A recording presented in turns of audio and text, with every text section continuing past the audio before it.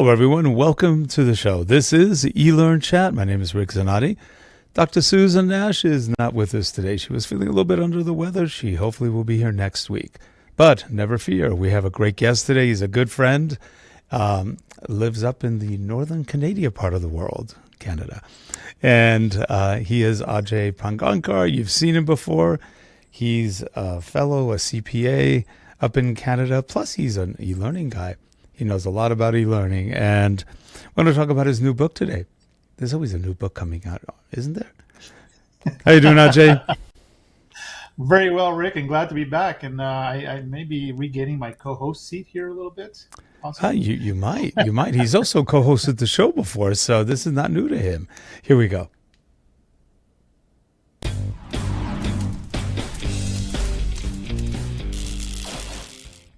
This show is sponsored by Talking Vids, corporate video, e-learning, enterprise-wide development, online interviews, multimedia development, and more. Visit us at www.talkingvids.com. And we are back. Ajay, you never stop moving. You've always got something going on. You're busy. It's a good thing. Birds of a feather, Rick. You're the same way, but you know what they say: if you stop too long, they might bury you because you might think you're dead. Anyways, that is true. That is true. Did he fall asleep? But no, he died. Oh, don't wake him up then. Yeah. Why isn't he moving? Why isn't he moving anymore? No, wait, look, rigor mortis is setting in. He's moving. It's good to be back, Rick, with you. It's always a joy to be here on the show and to chat with you. I always feel always at ease and relaxed with you. So it's always and a great friendship. Thank you again. Likewise.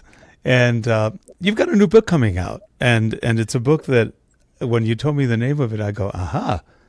Very few people actually will know what you're talking about because very few people do this.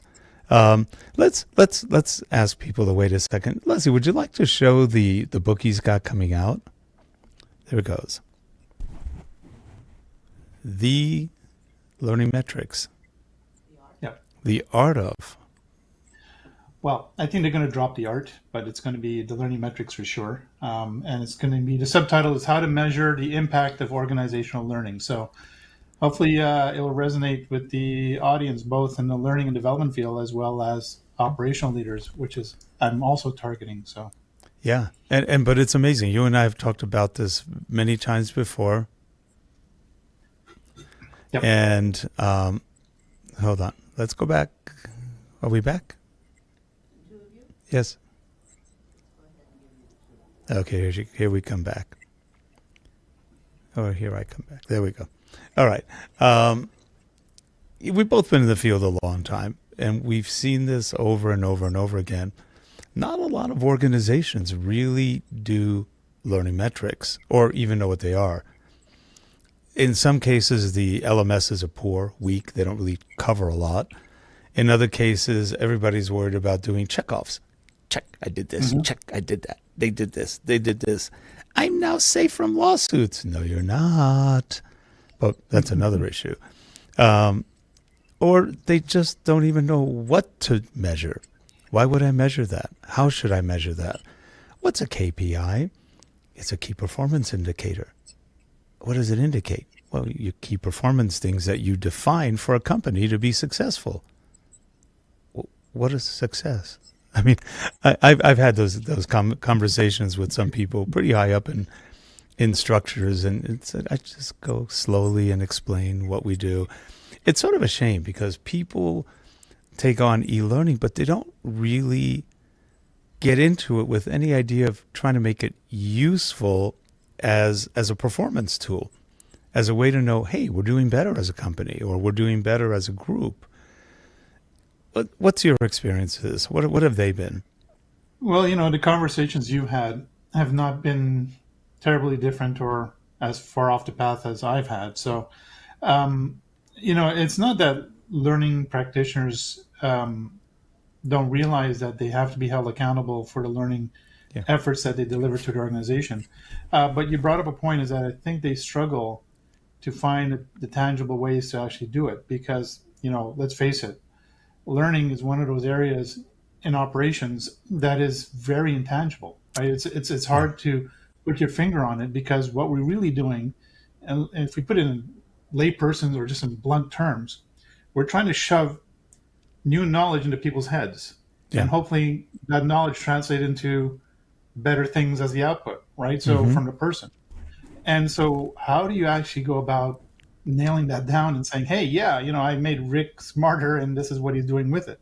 How do I actually tangibly prove that? And that's always been the challenge, or I guess you want to call it the holy grail of L&D, where they want to be taken seriously and they need to prove what they're doing is actually serious um, aspects and actually impacting the organization.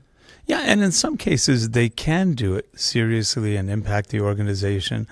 It depends on what area of that organization they're in. Like, for example, if you've got a manufacturing company or a distribution company, you can pretty much get a good idea of how people are learning by how they're either producing, developing, generating, distributing.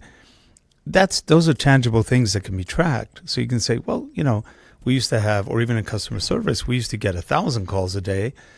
Now we've gone down to 500. Does that mean people aren't buying our products? No, maybe you're being more efficient and people don't need to have so much support.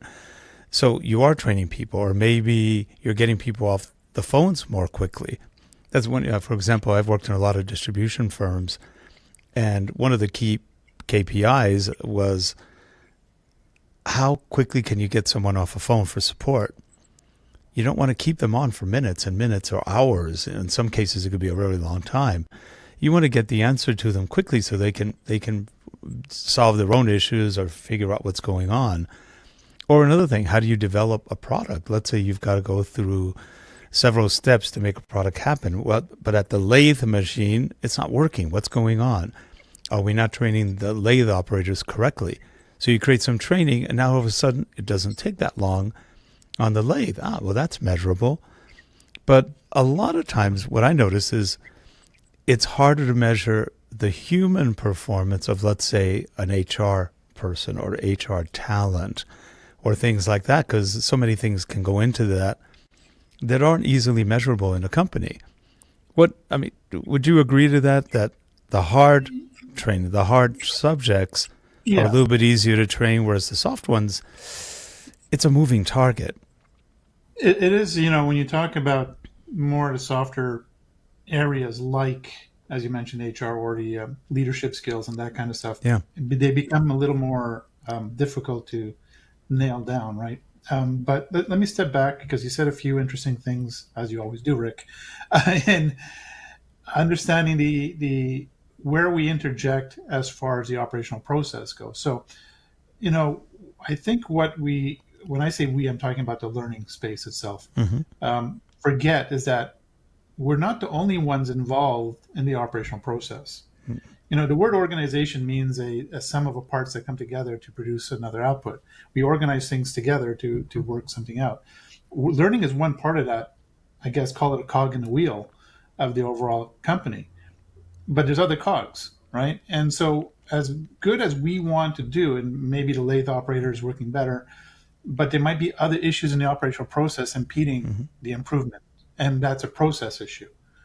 But our understanding is not only to make the person better, but also to ensure that the overall operational process and the other parts in the operational process are working well as well. And not that they should take responsibility. It's not what I'm saying. What I'm saying is that when we put a learning initiative out there, or an effort, or whatever it is, to interject and improve the person, we must recognize that we're not just touching the person.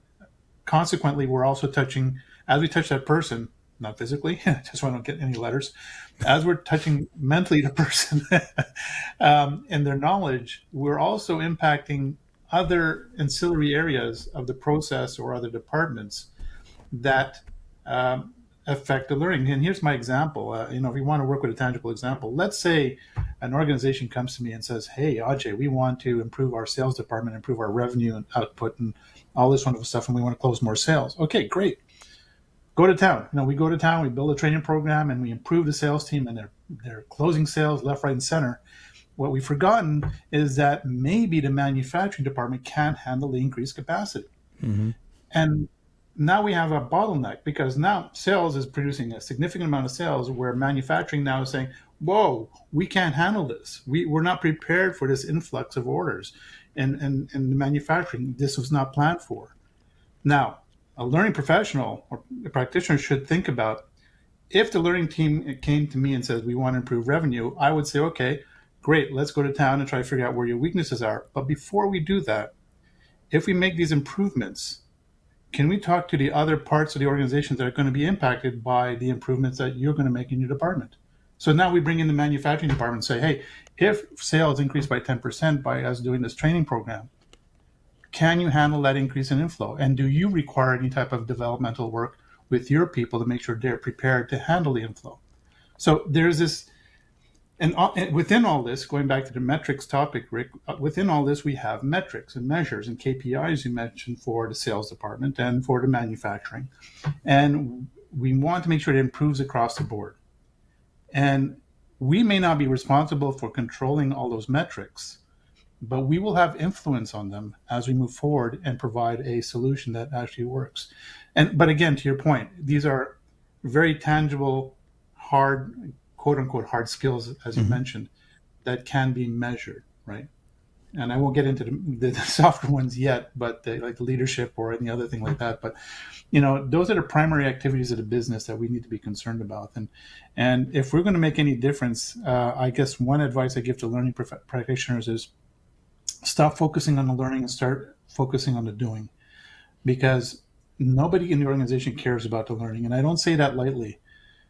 It's like any business operation, Rick, and I think you will agree with me on this. Listen, you said I was a CPA, right? I've worked with finance departments. Nobody cares about how we create financial statements.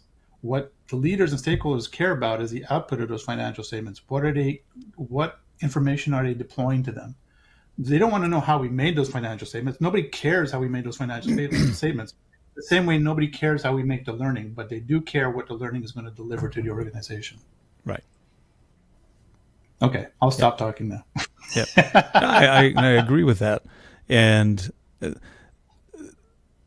one thing, okay, this kind of leads into another thing.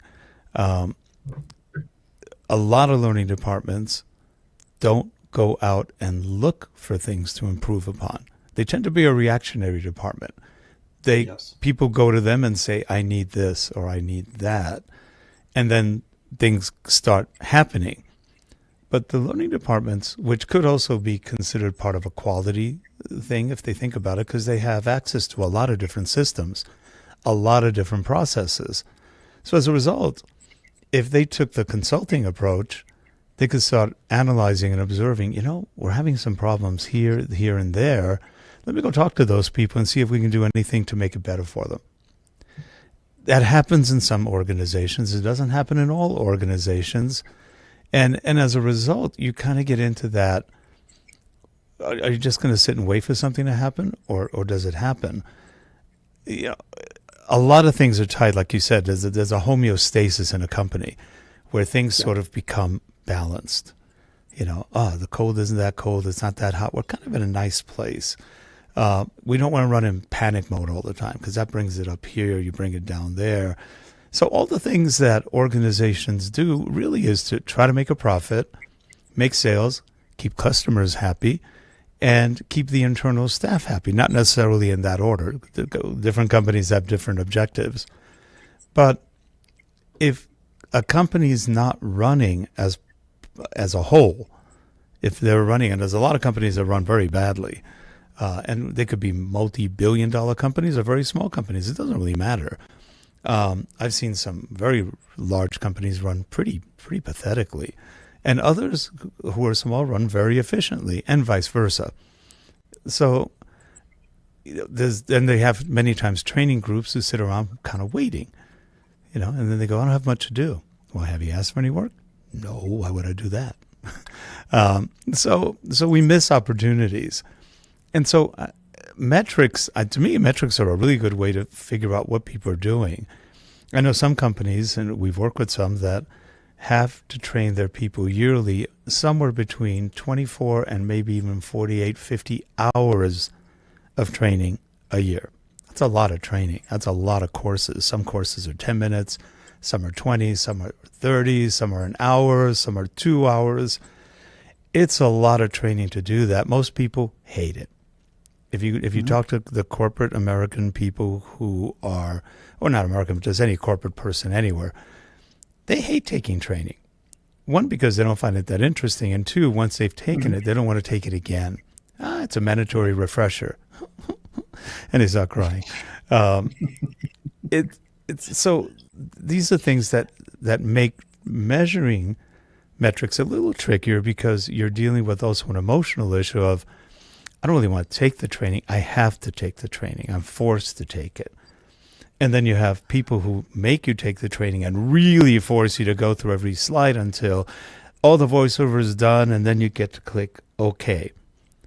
Some of them are kind of even mean enough to say, okay, you finished it. Oh, you didn't click OK fast enough, so now we're going to make you do it all over again, the first slide.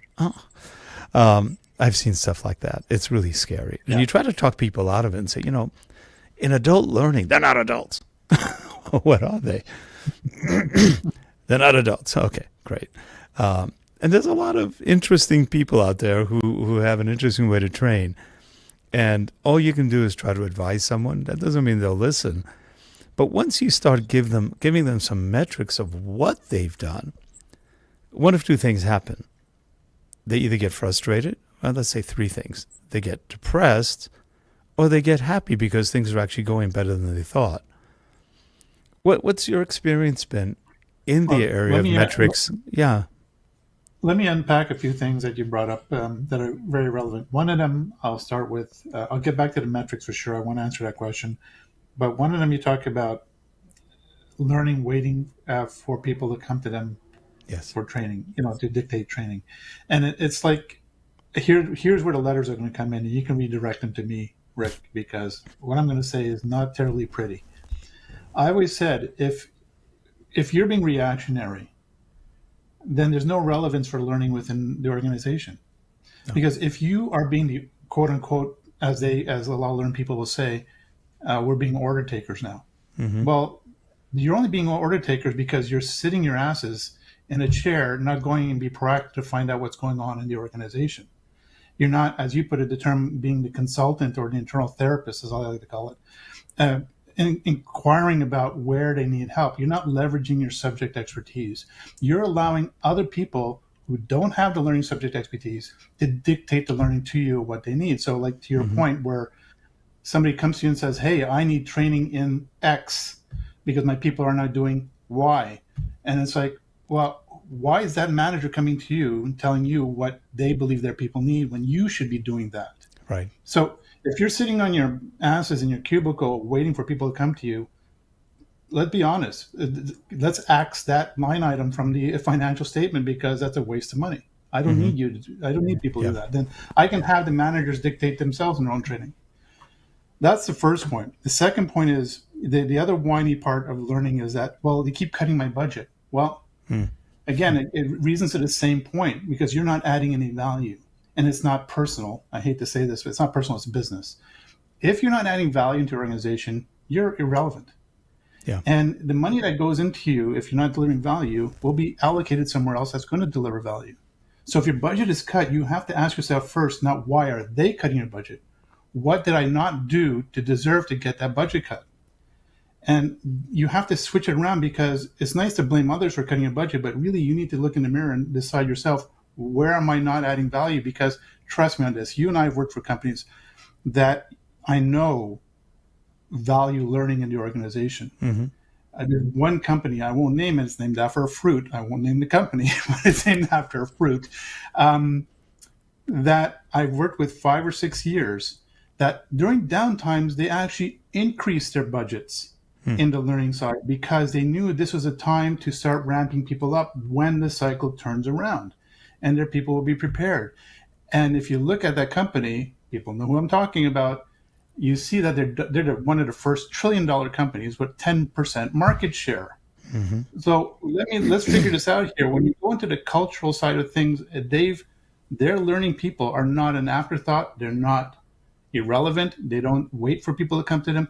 They're fully integrated into the fabric of the organization, Sure. understanding that improvement is key to their success. So those are a couple of things that I wanted to point out. And going back to the metrics question, Rick, that you brought up, I like to tell people this, especially learning people who say, I don't know where to turn and put my focus and show where we're showing improvement. Fair enough. It's a fair, because some could be a little convoluted and complex at times. But I turned the question to them at this. I said, if you were in school and I was your teacher and you're about to take a test in a week, and I said to you, here are all the answers to the test, you'd be thrilled, right? You'd have all the answers to the test, and you wouldn't be worried about the test so much because you knew you could deliver performance on the test because you know the answers. Well, guess what? Every successful organization, or I guess smart organization, we'll put it that way, have put in place what we call performance frameworks. Mm-hmm. Going back to the KPIs, they have all the KPIs listed that are relevant to the performance of the organization. And all of those KPIs are pretty targeted. They're pretty focused. And those are the answers to your test. Now, not the only problem with the test analogy is that we don't know what questions the teachers are going to ask. So you need to go out and start asking the questions and finding out how do those answers match to be able to deliver some value into the organization. Because at the end of the day, you're not meant to create the metrics. Yes, you might create metrics about how many people got engaged in the course and how many participants enrolled in it and all that kind of stuff. But at the end of the day, nobody cares about that. What they do care about is that when we chose a specific metrics, and I went to that department, got off my ass into the department, spoke to the managers, spoke to the employees and said, hey, where are you struggling? What can we do to help you become better at what you do and become more efficient, not just for today, but for the future? And what measures and performance pressures are you under? And what are those metrics? And can we help you move that needle? And going back to the initial statement I made is that, yeah, you can move the needle, but you also have to know what other interactions are factoring into that metric. But at the same time, you will be able to move the needle because now you're getting back to your point, Rick, about the employee being fed up and not engaged or wanting, enthused about going to training. Well, if I'm talking to the employee and say, hey, you tell me where you're struggling, you tell me what I can do to help you improve, chances are you will be bought in by it, right? The chances are you'll say, wow, okay, Ajay is talking to me, that's something that's relevant to me, not spray and pray, as they say, and as Stolovich used to say, spray and pray kind of thing. We're not spraying and praying. We're actually targeting and saying, Rick, you say you can't put this widget into this part and you're having trouble figuring out how to do that. Well, listen, I'll help you do that, right? Well, I'll show you how to do that. And you'll be happier because now you're less stressed, you're more efficient, you're more effective. And I'm using very simple examples, but just to illustrate a point that we can't dictate. We need to allow people in the organization to pull the learning from us. Yeah. Because that's where the most engagement comes from. And if we allow them to do that and they pick the right learning that we've recuperated from them, meaning what they need to know, then we can tie into the right metrics and then help them move that needle. And really, it sounds simple, but I know it's more involved than that. But that's really an important point I think we need to get across is that learning has an opportunity to really make a difference. And we see it in organizations today. So, I can give you examples, Rick, of organizations that do this, that you and me frequent, that you can see it on the surface where learning is impacting the organization in a positive way. Yeah, and it shows. And it's interesting because as we're talking, I was thinking of a new book title, Consultative Approach to Learning Development. There have been people who tried to write that. There's a few people in the UK who've tried to write that performance consulting kind of thing. So how'd it go? I think they're doing well. I'm not sure. Maybe I'll pitch you some names and you can talk to them and see how well they did with the book. Okay, because again, that's part of it. As a learning professional, if you're sitting, then you go out and do something. You start becoming a consultant to the company. Now all of a sudden they'll go, hey, did you just get an industrial engineering degree? No, but there's no reason why I can't talk like one or act like one. Well, I always said, Rick, that you said the consulting. I agree with you 100%. I use two other terms that factor into the consulting process that makes it even more tangible.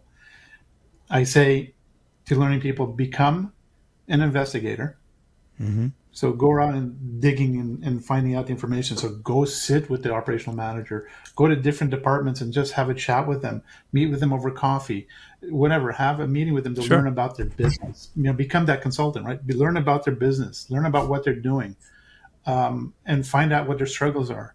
And then when you get to the struggles part, the second term I use is become their therapist. Let them vent with you, Yeah, right? I that's mean, at the true. end of the day, all these operational leaders are being held to performance expectations, very tangible metrics that they have to meet within the quarter, the half year, the year, 3 years out, whatever. They're held to very specific metrics. Yeah. If you become the therapist and just listen to them about their struggles and where the performance pressures lie for them, and you say to them, look, there are some areas that I maybe can investigate and further define to help you relieve that performance worry, right? And that's where your skill set as a learning practitioner comes out to play, right? Your subject expertise. Then you do a needs assessment or a skills gaps assessment, whatever assessment you want to do to determine where the weak areas are to be able to alleviate pressure point. And that's, to your point, the consultative approach. But I always say be an investigator and then be a therapist. Yeah, that's funny. I'm saying that's funny because I can just picture somebody being a therapist and afterwards saying, after analyzing everything you've told me, you're kind of screwed up. You just don't prescribe meds. Yeah. That's all. Yeah, yeah, it's funny, but anyway, and consulting is fun because you really do get to be all of those things. You wind up learning a lot about people, learning a lot about what they do, what they don't do, what the company needs, what it doesn't need.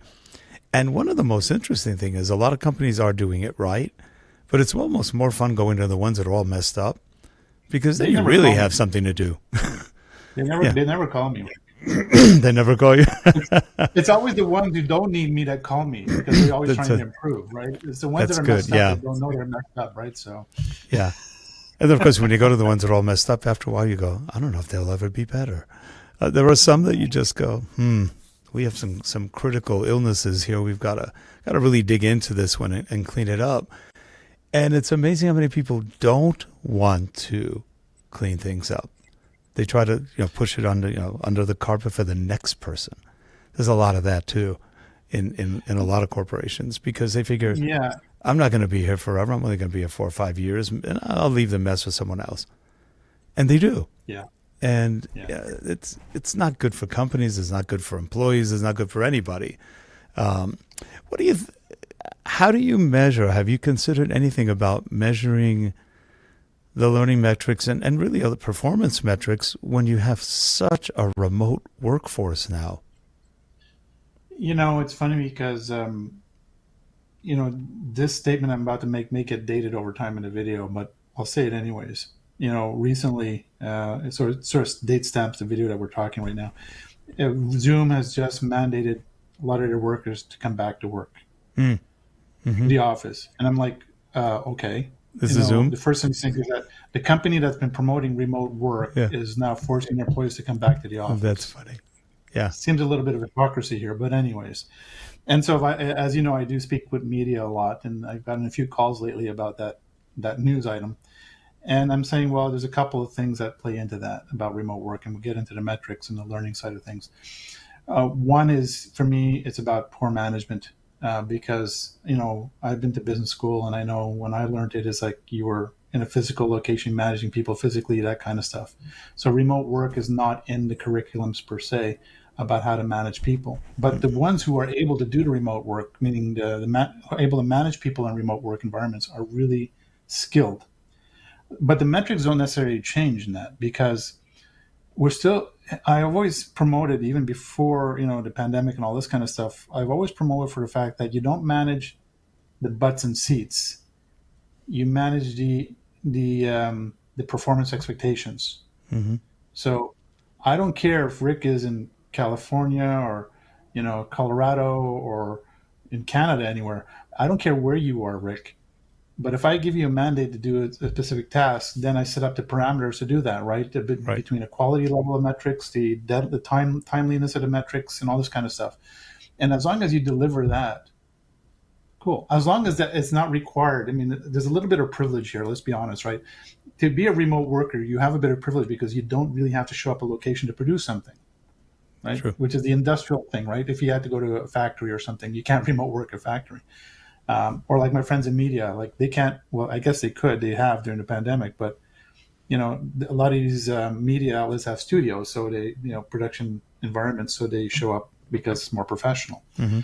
But beyond that, most of us work in environments that are not requiring a specific location, right? So what we learned during the pandemic is that why are we commuting 2 or 3 hours a day to go to another location to do the same thing we can do anywhere, like produce a spreadsheet or a Word document? Like it doesn't make any sense. The old industrial revolution of work is outdated. It required to be on location, but we don't require that anymore. So it requires a thinking so when it comes back to location, I'm going down a rabbit hole here. So sorry, Rick, but I'll get out of the rabbit hole right now. It doesn't matter where a person's located, the metrics shouldn't necessarily change. Or if the metrics were inappropriate, then they should change to produce the expectation. And when you identify the expectations in performance, then you have the metrics. And those metrics don't change wherever you are in the world producing that output. So the metrics shouldn't change. The management may have to change, but the metrics don't change. And so when it comes to the learning side of things, there's a beauty for learning and development, because technology has afforded them an opportunity to deploy learning anywhere. The pandemic has opened the Pandora's box to allow people to say, hey, we don't need to be in a physical location anymore to learn something.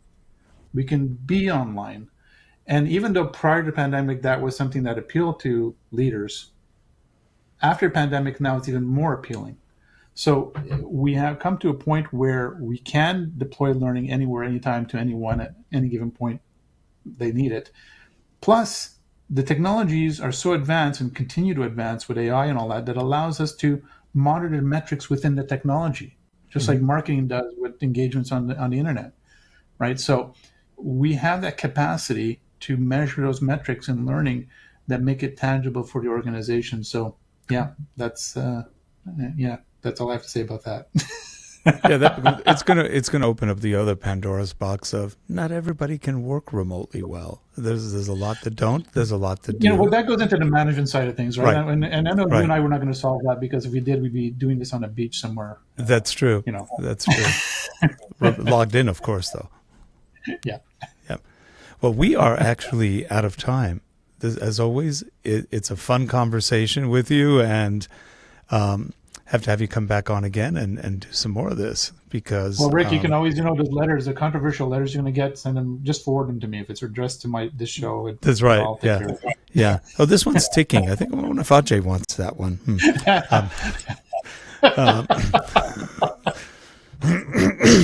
You never know nowadays. But anyway, it's been a pleasure. We'll have you back on soon again, because I want to get into the other side of that subject.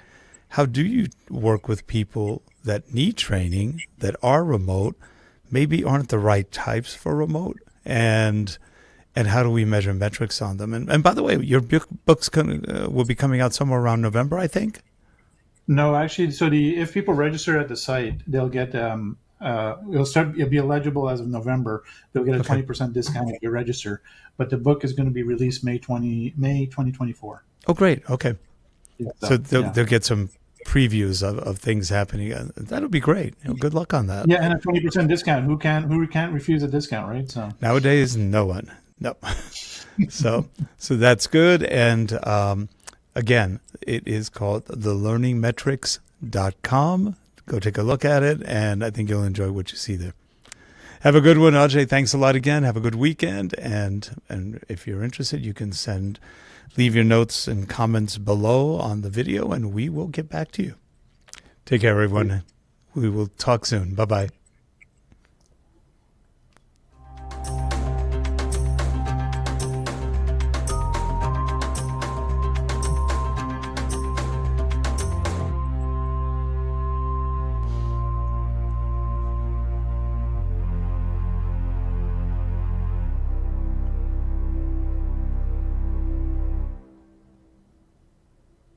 That's a wrap.